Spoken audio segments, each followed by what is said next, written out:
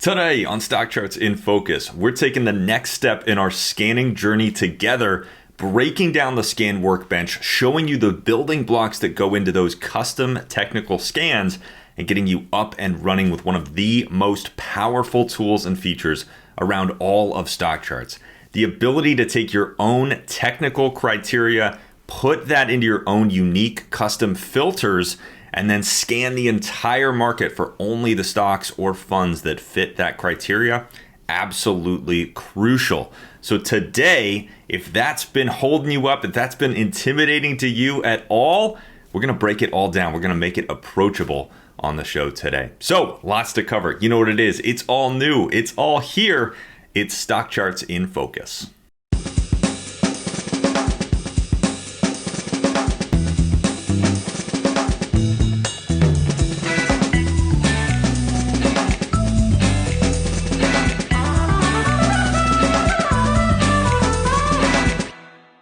All right, my friends, welcome to the show, StockCharts in Focus. Of course, our product focus show here on the channel where we dig into the site, dive into the tools, show you around the features, and ultimately help you get more value out of StockCharts. That's our mission here every Friday, 3 p.m. Eastern time up on the live channel, also up on our YouTube channel after that, and of course the on-demand platform at StockChartsTV.com. Lots of ways to watch. My name is Grayson Roze, a Vice President of Operations here at StockCharts.com. Really great to be back with you for the second episode in our little scanning series that we're doing. So we're building off of last week's episode. If you didn't catch last week's episode, be sure to go back after this one and take a look at that. In that episode, we did them a little bit kind of backwards if I really think about it. But in that episode last week, we took a look at some of my favorite ways to run and review your scan results. So we wanted to start there because we know there are a lot of people that are already using scanning. So we sort of hit the ground running with that episode. But we took a look at how to do that in the Sharp Charts world and in the ACP world, digging into the Candle Glance tool, which formats all of these little mini charts for those scan results. Then we jumped over to ACP, showed you how to combine the scanning feature in ACP with the multi-chart layouts capability. So you actually get multiple time frames at once as you're reviewing your scan results. Really, really cool stuff. I love those sort of processes, those kind of workflow boosters. So on the show last week, that is what we covered. Now, this week, we're kind of going back to basics. We're going backwards a little bit, and we're going to talk about kind of the building blocks of scanning. We're going to get you up and running. For those of you who watched last week's episode, or if you're new to StockCharts and you're saying, hey, scanning sounds like an important thing, but I'm a little bit intimidated by it. I don't really know where to start. This episode is for you. We're going to walk through the scan workbench, break it down, make it a little less intimidating, but most importantly, at the end of the show, we're also going to show you some of the resources you can use to not only learn more about scanning and start to customize your own scans, but also start scanning without actually writing any scan syntax. We've got a couple of tools on the site, some old, some new, that actually make it incredibly easy to start scanning without having to worry about any sort of coding or writing your own custom criteria or anything like that. With our predefined scans tool and with our advanced scan library, our sample scan library, we've got lots of options for you. You can actually start scanning in just one click. So we got a lot to cover on the show today. We're going to show it to you all right now. Let's jump over to the site, get it going. So a fair warning for the show today. Scanning is a huge, huge topic. There is much more to cover with scanning than we can possibly hit on just one episode. So that's why we're kind of doing a little bit of a series here. We'll see what we do next week. But for today, we're really going to kind of hit the high level, the basics, the ABCs, or the building blocks of scanning. Get you started. Make sure you're kind of comfortable with kind of how things work, what scans are, how that scan workbench looks, all of that good stuff. Now, even if you are used to scanning, you've been scanning for a little while, I think today's show is actually still going to be very helpful for you. So first up, we've got to get to the scan workbench. Now, from the members dashboard right here, you've got a couple of different ways to get there. You can look for this member tools area and find that advanced scan workbench link. Or if you have the scans and alerts row turned on for your dashboard in the dashboard preferences window, you can hit scans. That'll take you right down to that scans panel. And from there, you can actually jump to a couple of those different scanning tools, including the advanced scan workbench. Now, one other way that you can get there is from the menu at the top corner of any page around the site. You can actually open that up. That'll have your name in it if you're logged in. And from there, you can hit your scans. That'll take you right over to the scans workbench. So let's talk through kind of the layout of this. I want to run through this before we get into any of the sort of criteria building. First and foremost, up here, you do have some controls for selecting any of the save scans from your account. So you can see if I open up that menu, I've got a ton of save scans in my account. I can select any of those from there. Save things, create a new scan. That'll just kind of reset all of the criteria. And I can also jump over to the Your Scans page from here and actually see all of those tools. Now we've got our scan criteria box. We're going to dive in there in just a second. Below that, though, we've got some controls for actually running the scan. When we're done writing all of that syntax, we can hit that big green button that's going to run that scan and give us our results back. But we've also got some different settings for checking the syntax. We've actually got some fancy sort of helpers built into this scan workbench. That's one thing we're going to talk about in just a minute. So you can actually hit check syntax. That'll kind of take a look at your scan and make sure that things are going to run properly. Kind of a pre-flight check, if you will, there. We've also got a reformat button that'll help you kind of clean up your scan syntax, depending on how you write it. And again, if you want to kind of get back to basics, you've got that reset button right there as well. Now, one helpful link that a lot of people gloss over is this keyboard shortcut. So if you hit that, that'll actually pop up a whole number of helpful keyboard shortcuts that you can use as you are writing your scan. So don't forget about that one. And of course, you've got a little instructions link down there as well. Now, below that is a crucial part of the scan workbench called the scan components area. What this allows you to do, you can see that we have all of these different kind of groups: ticker properties, specific technical indicators, candlestick patterns, predefined scans. We've got a ton of different things in here, even things like P&F patterns. What this allows you to do is open up any of these menus, select something from this scan components area, hit add, and that'll automatically pull the syntax, as we call it, for that specific technical move or factor or whatever you've selected down here. That'll actually pull that right up into the workbench. So you don't actually have to write that scan code yourself. That is going to be huge. We're going to get into that in just a minute. I'm going to show you exactly how I use that. Because to be honest, I don't really write that much scan code myself. Now I can. I've been using StockCharts for many years. I've been scanning for many years. So I do now know how to write a lot of this sort of scanning code myself. But to be honest, it's so much easier to just go down here to the scan components area, select what I'm looking for, which is generally not that crazy, and then add it up here. And if I want to start to modify it, I can do that really easily. Again, we're going to show you exactly how that works in just a minute once we're done with our kind of little tour here. Now down below, we're going to come back to this, but we do have another instructions link that's going to be very helpful for learning how to write these scans. We've got another documentation link in here for writing scans. That's going to help you not just learn about the scan workbench and the scanning tools, but also start actually writing your own custom scans. Very helpful. 2 links right there. Again, we've got some resources around the site, which we'll dig into at the end of the show for actually running scans and creating scans without having to write all that code yourself, kind of similar to what you could do with the scan components area. So scan examples, another important resource. And then of course, we've got our predefined scans page, which is another one of those tools that lets you actually start scanning without having to write any code. So speaking of scanning syntax and scanning code, let's get into the meat of today's show. I've actually selected or created a scan. This is one that I like to run, kind of built on my own approach, but it's a great example for today's show. I call this my multi-factor checklist, and this is specifically looking for stocks in the S&P 1500, as you can see. So that's going to load that scan syntax in here. And now if you're new to scanning, this is probably going to look a little bit scary at the start of the show, but I promise you in just a couple of minutes, this is all going to make total sense to you. So before we dig into that, I want to take a look at one other thing that a lot of people gloss over, which is this little row above the scan syntax area. This is kind of the starting place. You want to make sure that this sentence actually reads in a logical way for what you are trying to do.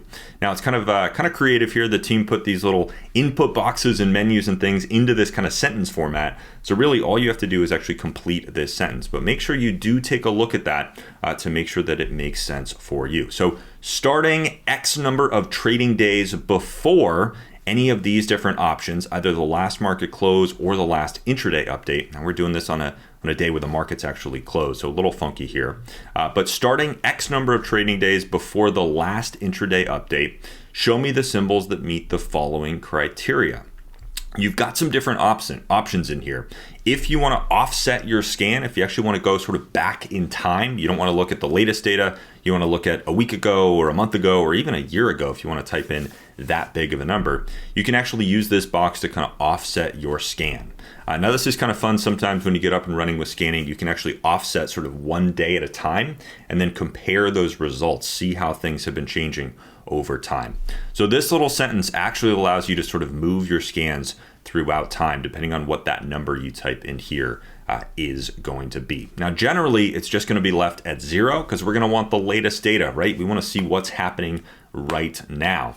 So typically, for most of my scans in particular, this is actually just set at 0, and I like to leave this on the last intraday update.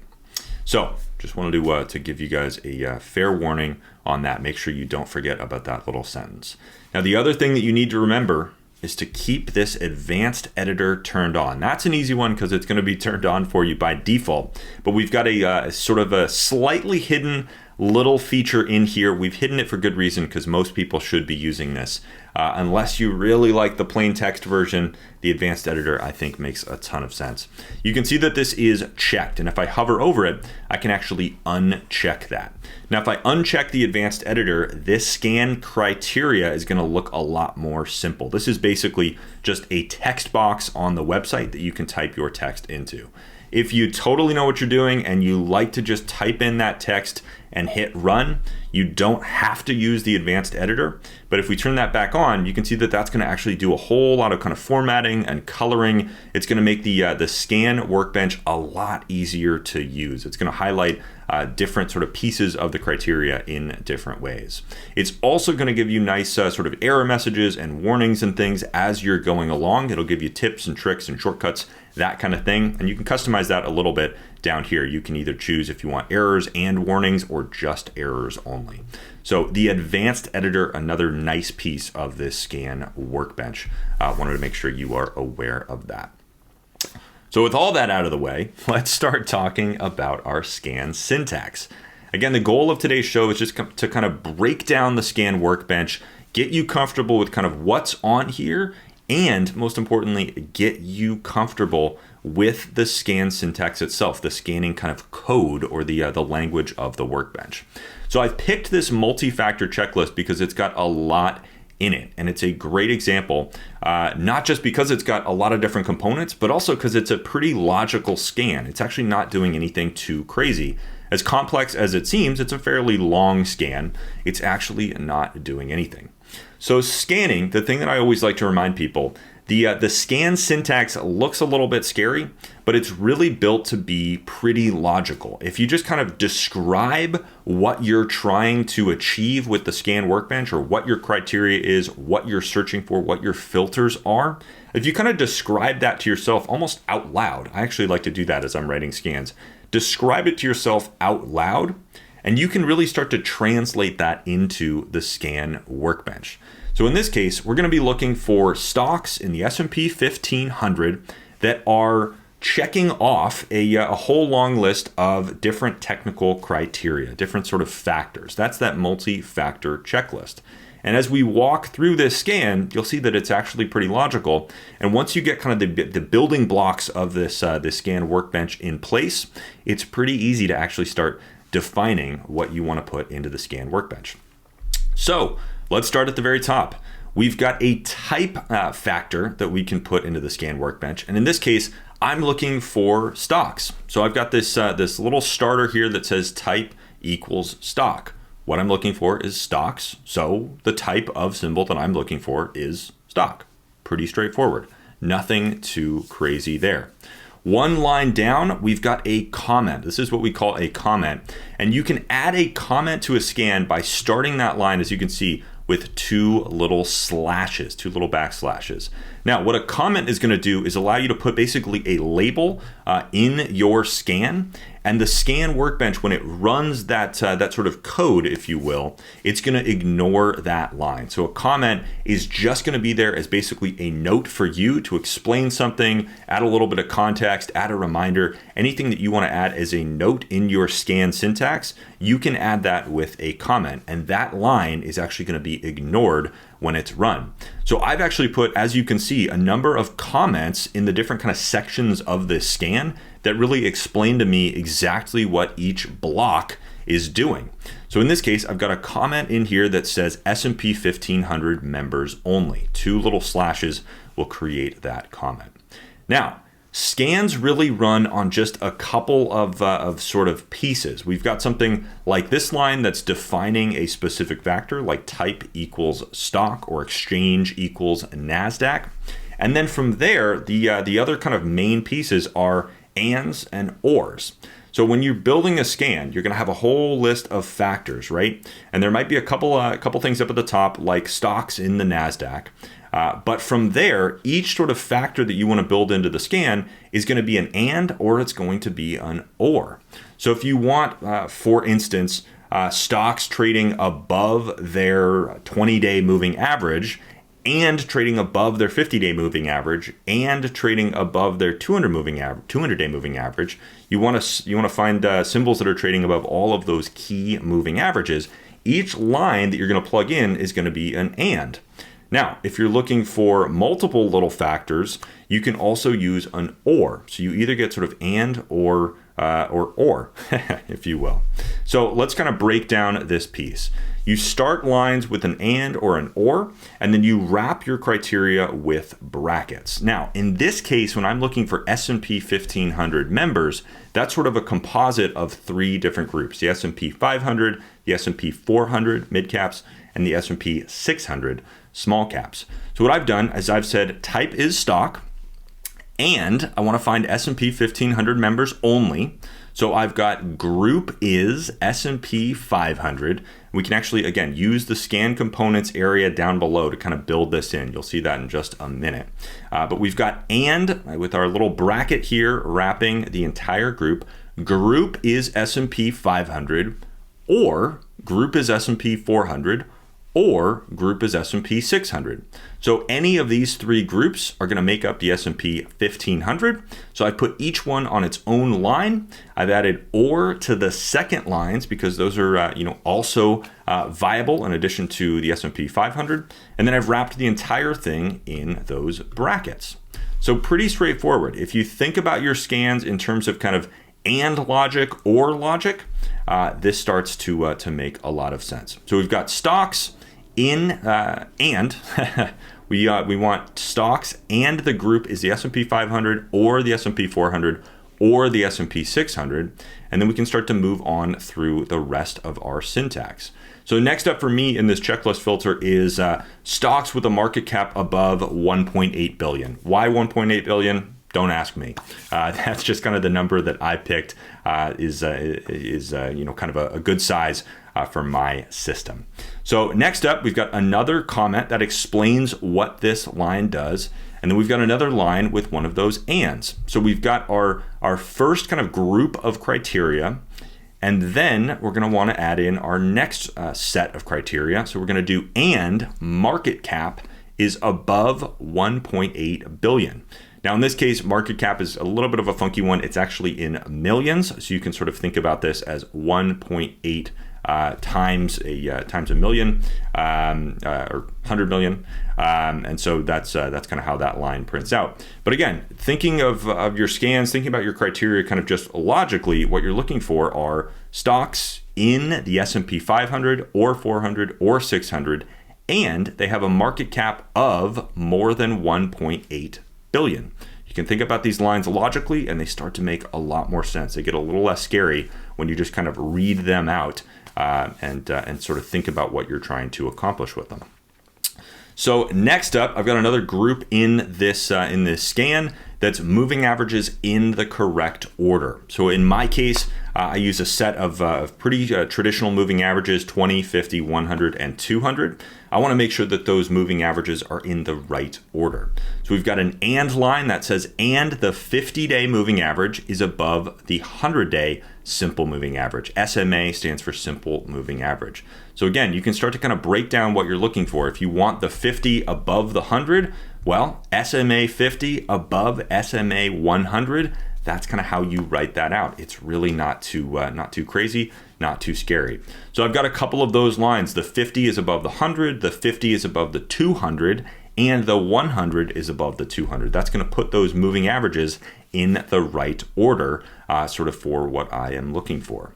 Next up, I want to make sure that the moving averages are rising. So this is a little bit more complex, but we've got another couple of and lines because again, this is another set of criteria that I'm looking for. So I've got my little comment here, moving averages rising, and the 50-day simple moving average of closing price is above the simple day 50 moving average from 10 days ago. So you can actually add in little operators like this to kind of offset specific technical or fundamental factors. So in this case, I've got the 50 is above the 50 day from 10 days ago.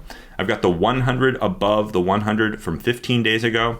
And I've got the 200 above the 200 from 20 days ago. You can see exactly how that sort of reads out. And again, if you kind of read these lines and just don't think about the sort of the scary symbols and things like that, they actually read pretty intuitively. So sort of wrapping this up, we've got volume above average. So we can actually do specific moving averages and technical indicators on other factors like volume.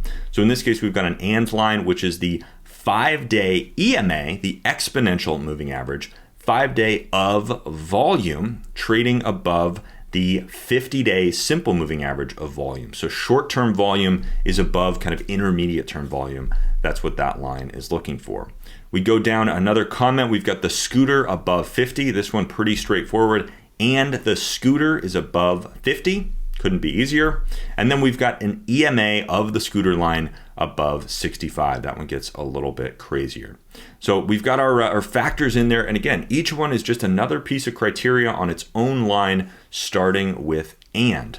If we wanted to have multiple different things together, kind of like we did with the S&P 1500 members, we can wrap that block in brackets after the and then we can put or in there to kind of separate those different pieces of that criteria.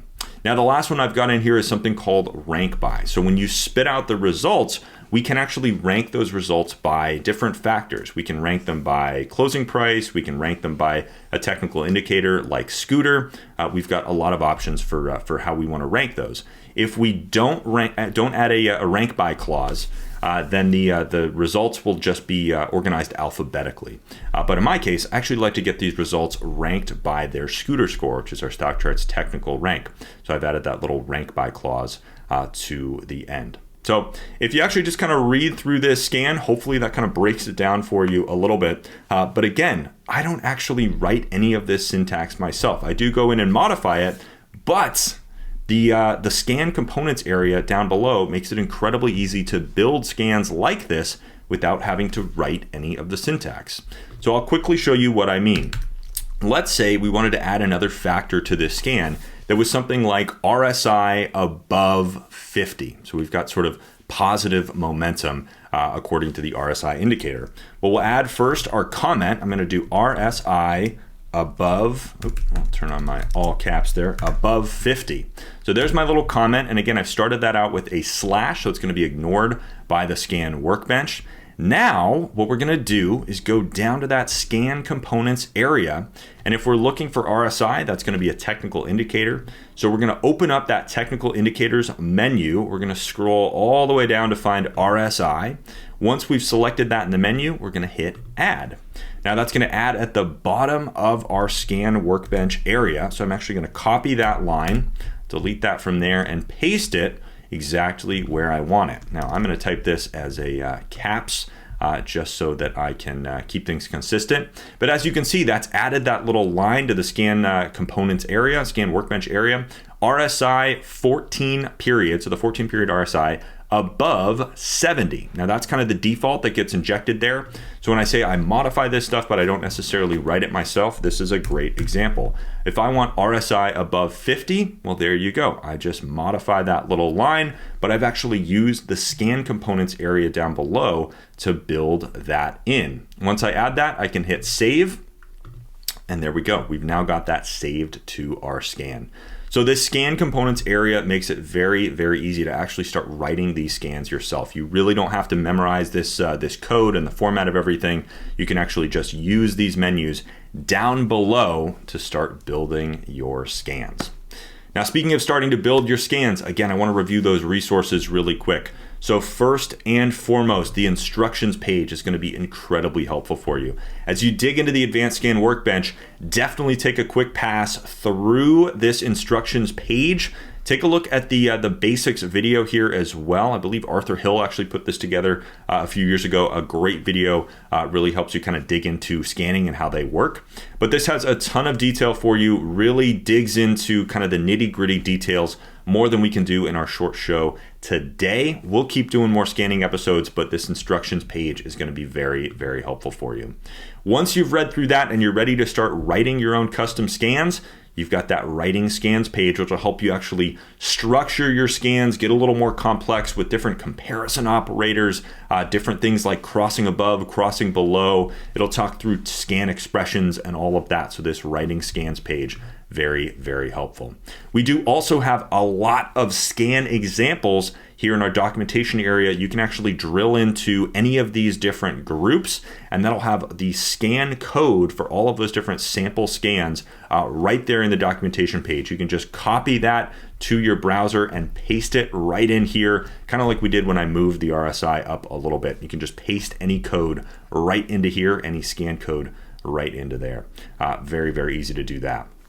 Now, next up, you do also have some resources that help you run scans without having to write anything and without having to even see the scan workbench. So first up, we've got our predefined scans page. You've got a tab for that right up at the top here. And you can see what this page does is actually shows you scan results for predefined scans. These are popular scans that we know a lot of users like to run, things like new 52-week highs or strong volume gainers. So you can actually see the number of results that have triggered any of these scans. You can see there are a ton of them, candlestick patterns, down into PNF patterns as well.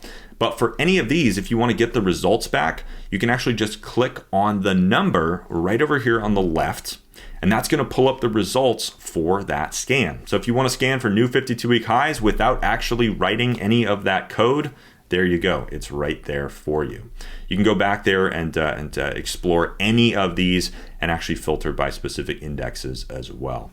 One other resource very similar to this on our charts and tools page, down here we've got our sample scan library. Now this is another kind of interactive collection of scans that you can actually run in just one click. Any of the scans on this page, it's kind of an ever-growing collection. We're continuing to add more and more scans to this. A lot of them are kind of duplicates of that predefined scans page at the moment, but we've also got scans from the experts down here. And again, this is going to continue to grow over time. For any of these though, you can hit the green run button to quickly run that scan, again, in just one click. Or if you want to use any of these and start to kind of build your own off of it, you can actually hit edit. That's going to pull that code right into the scan workbench. You can hit reformat to put it all on separate lines just like that, and you're off to the races.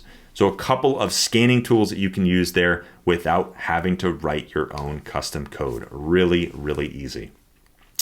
So that's going to do it for us on today's show. I want to thank you so much for joining me again on our product focus show here, digging into the tools, digging into the features of scanning. Always a fun one. There is so much more to cover when it comes to scanning. So we are going to continue to do more and more episodes on this all important feature. Honestly, one of the most powerful in all of StockCharts. So stay tuned for that. Remember, we do this show every Friday, though, 3 p.m. Eastern, up on the live channel, also up on our YouTube channel and the on-demand platform, StockChartsTV.com. So definitely stay tuned for more StockCharts in Focus coming very soon. We will be back next week with another episode, so stay tuned for that. Again, I'm your host for the show, though. My name is Grayson Roze, Vice President of Operations here at StockCharts. It's been wonderful to be with you. I will see you again very soon. But until then, chart on, my friends. Hey, Grayson Roze here with StockCharts. Thank you so much for watching. I hope you enjoyed that video. If you did, consider giving it a like down below, maybe leave us a comment, and if you're new to the channel, you can subscribe at the link up above. We're gonna bring you daily content from an incredible collection of technical analysts and financial experts.